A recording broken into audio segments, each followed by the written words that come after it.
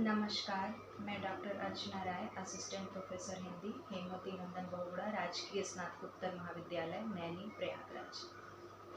आज का मेरा यह व्याख्यान MA हिंदी द्वितीय सेमेस्टर के विद्यार्थियों के लिए है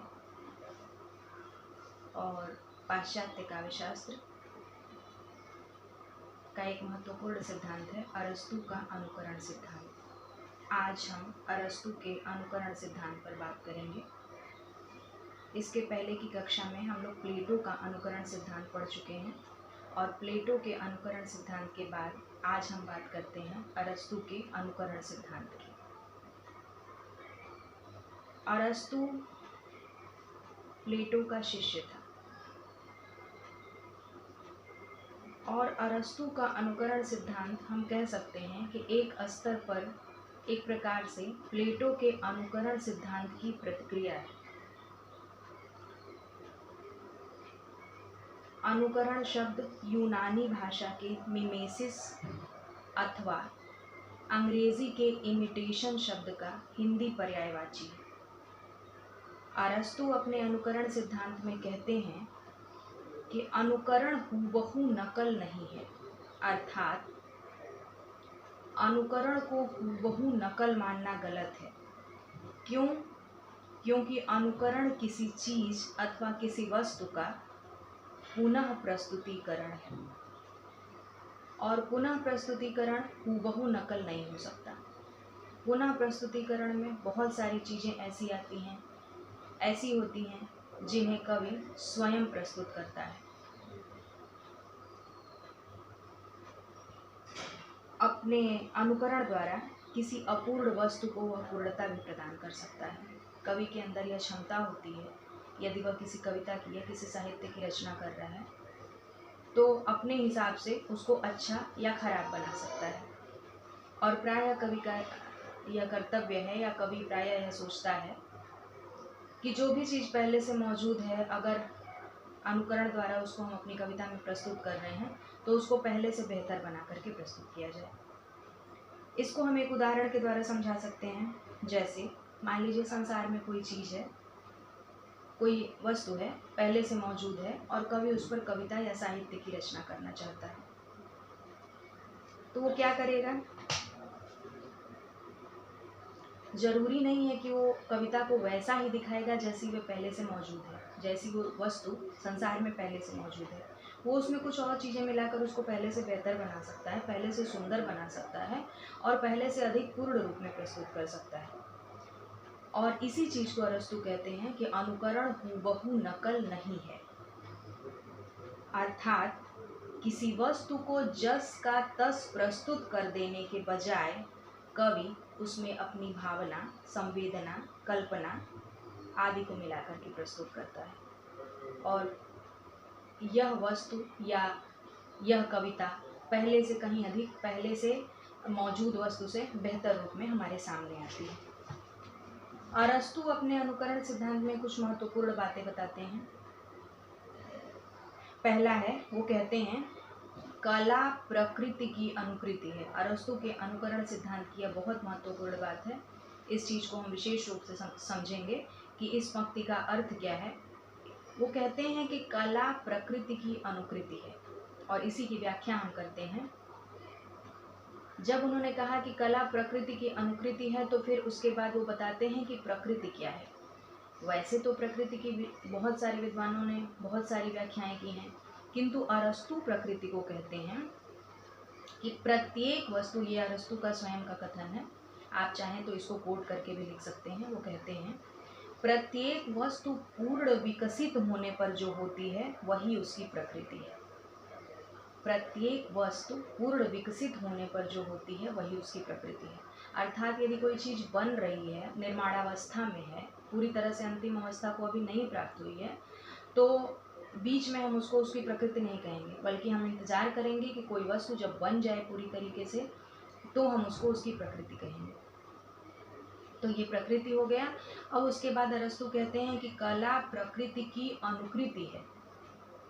तो कला क्या है? इसी प्रकृति का अनुकरण है। यानी प्रकृति, जब कोई चीज़ पूरी तरह से बन करके तैयार हो जाए तो कवि या साहित्यकार अपनी कविता या साहित्य के माध्यम से इसी चीज का अनुकरण करता है, इसी प्रकृति का अनुकरण करता है। और जाहिर सी बात है कि यह अनुकरण हूबहू नकल नहीं हो सकता है, क्योंकि अनुकरण में प्रकृति के जो अभाव हैं, जो चीजें वो नहीं प्राप्त कर सका है, नहीं प्राप्त कर सकी है वो वस्तु, तो उस अभाव को कला द्वारा कवि पूरा कर सकता है। अर्थात कला पूर्ण विकसित होने पर जो वस्तु बननी चाहिए, हो सकता है उसमें कोई कमी रह गई हो सकता है वो जो जैसा बनना चाहती हो वैसा न बन पाई हो, तो उस कमी को कवि अपनी कविता के द्वारा पूरा कर सकता है। इसलिए अनुकरण महत्वपूर्ण है। अब अरस्तु क्या कहते हैं? वस्तु के 3 रूप होते हैं, प्रतीयमान, संभाव्य और आदर्श। प्रतीयमान अर्थात वस्तु जैसी है, जैसी हमको और आपको वस्तु दिख रही है उसको हम प्रतीयमान कहते हैं, जैसी हमको प्रतीत हो रही है। संभाव्य अर्थात वस्तु जैसी हो सकती है या जैसी हो सकती थी किंतु किसी कारणवश वह वैसी हुई नहीं। और तीसरा है आदर्श, यानी वस्तु को जैसा होना चाहिए। तो कवि इन तीनों में से किसी भी रूप का अनुकरण करने के लिए स्वतंत्र है। कवि प्रतीयमान रूप, संभाव्य रूप या आदर्श रूप, इन तीनों में से किसी भी रूप का अनुकरण करने के लिए स्वतंत्र है। वह उसकी इच्छा के ऊपर है कि वह उसमें से किस विषय को चुनता है, किस प्रकृति को चुनता है और उसका अनुकरण करता है। इसलिए अनुकरण एक सर्जनात्मक प्रक्रिया है। अनुकरण सर्जनात्मक प्रक्रिया क्यों है? जब अरस्तु कहते हैं कि अनुकरण हूबहू नकल नहीं है, तो इसमें स्वयं अपने आप में समाहित है कि अनुकरण में सर्जना का अभाव नहीं है। क्यों?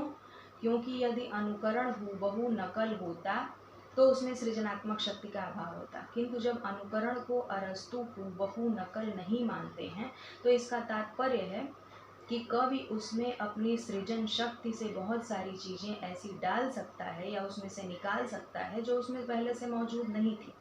इसलिए कवि स्वतंत्र है वस्तु को उस रूप में प्रस्तुत करने के लिए जैसी वह उसकी इंद्रियों को प्रतीत होती है, या भविष्य में जैसी वह वस्तु प्रतीत होगी, इसको हम प्रकृति का संभाव्य रूप कह सकते हैं, अथवा वह वस्तु जैसी होनी चाहिए, इसको हम वस्तु का आदर्श रूप कह सकते हैं। यानी कवि स्वतंत्र है इन तीनों में से किसी भी रूप को ग्रहण करने के लिए, और यह बिल्कुल नकल से संभव नहीं हो सकता। इसलिए अरस्तु का अनुकरण सिद्धांत अत्यंत महत्वपूर्ण है। अब अरस्तु के अनुकरण सिद्धांत की कुछ महत्वपूर्ण बातें हैं, जिसमें प्रमुख रूप से हमने आपको बताया कि अरस्तु कहते हैं कि कला प्रकृति की अनुकृति है और अनुकरण में उन्होंने सर्जना का अभाव नहीं माना है।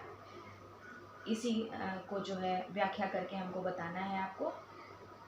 अब इसके बाद आइए हम देखते हैं कि अनुकरण, अरस्तु का जो अनुकरण सिद्धांत है उसकी बहुत सारे विद्वानों ने बहुत सारी आलोचना की है। जैसे इनमें से कुछ प्रमुख विद्वानों के मत को हम लेते हैं। जैसे प्रोफेसर बूचर का मत है। प्रोफेसर बूचर क्या कहते हैं? सादृश्य विधान अथवा मूल का पुनरुत्पादन। प्रोफेसर बूचर का यह कहना है कि अरस्तु का अनुकरण सिद्धांत सादृश्य विधान अथवा मूल का पुनरुत्पादन है, केवल सांकेतिक उल्लेखन नहीं है। तो इसका अर्थ क्या है कि जो भी चीज़ पहले से मौजूद है उसको देखकर कवि उसके जैसी दूसरी वस्तु का निर्माण करता है, दूसरी वस्तु की रचना करता है, दूसरी कविता की रचना करता है, यानी कि वह मूल का पुनरुत्पादन है। और जब भी हम किसी मूल वस्तु का पुनरुत्पादन करते हैं तो पहले से जो चीज़ प्रकृति में मौजूद है वह बिल्कुल वैसी नहीं हो सकती, यानी जस की तस न हो करके उसमें बहुत सारी चीज़ें ऐसी हो सकती हैं जो पहले से मौजूद वस्तु से अलग होंगी। इसलिए क्योंकि यह संभव ही नहीं है कि बिल्कुल वही चीज़ पुनः प्रस्तुत कर दी जाए, तो इसलिए प्रोफेसर बूचर का यह कहना है कि कविता जो है सादृश्य विधान है अथवा मूल का पुनरुत्पादन है। प्रोफेसर मरे क्या कहते हैं? प्रोफेसर मरे कहते हैं कि अरस्तु ने अपने अनुकरण में सर्जना का अभाव नहीं माना। यानी कवि जब अपनी शक्ति के द्वारा किसी कविता की रचना करता है तो वह केवल हूबहू नकल न करके उसमें अपनी सर्जनात्मक शक्ति का भी प्रयोग करता है। बहुत सारी व्याख्याएं अरस्तु के अनुकरण सिद्धांत की ओर हैं, लेकिन यह दो महत्वपूर्ण व्याख्याएं हैं जिनको मैंने आपको बताया। अब इसके बाद हम आएंगे कि अरस्तु के अनुकरण सिद्धांत की क्या शक्ति है और क्या सीमाएं हैं। तो सबसे पहला गुण तो ये है, सबसे पहली विशेषता ये है, हम कह सकते हैं कि अरस्तु जो है कला का स्वतंत्र अस्तित्व स्वीकार करते हैं। इसके पहले प्लेटो को अगर आप देखें या अन्य लोगों को देखें तो कविता का स्वतंत्र अस्तित्व किसी दार्शनिक ने अब तक स्वीकार नहीं किया था, और प्लेटो जो है काव्यशास्त्र की स्वतंत्र समीक्षा करते हैं, काव्य और कला का स्वतंत्र अस्तित्व मानते हैं। प्लेटो अनुकरण की प्रक्रिया को आनंददायक मानते हैं। प्लेटो ने अनुकरण की प्रक्रिया को आनंददायक नहीं माना, बल्कि अरस्तु अनुकरण की प्रक्रिया को आनंददायक मानते हैं। तो अरस्तु अनुकरण की प्रक्रिया को आनंददायक क्यों मानते हैं? वो कहते हैं कि चीज़ें पहले से जो मौजूद हैं उस, जैसे मान लीजिए कोई चीज़ है जो वास्तव में देख करके जिसको हमको भय उत्पन्न होता हो, तो उस भय को भी कवि अपनी कविता के द्वारा आनंददायक रूप में प्रस्तुत कर सकता है। बहुत सारी ऐसी विशेषताएं हैं अरस्तु के अनुकरण सिद्धांत की, लेकिन उसके अलावा कुछ सीमाएं हैं, कुछ आलोचना भी की जाती है। जैसे लोग कहते हैं कि अरस्तु ने अपने अनुकरण सिद्धांत में कवि की अंतःचेतना को उतना महत्व नहीं दिया, जबकि कवि की अंतःचेतना का बहुत महत्व है।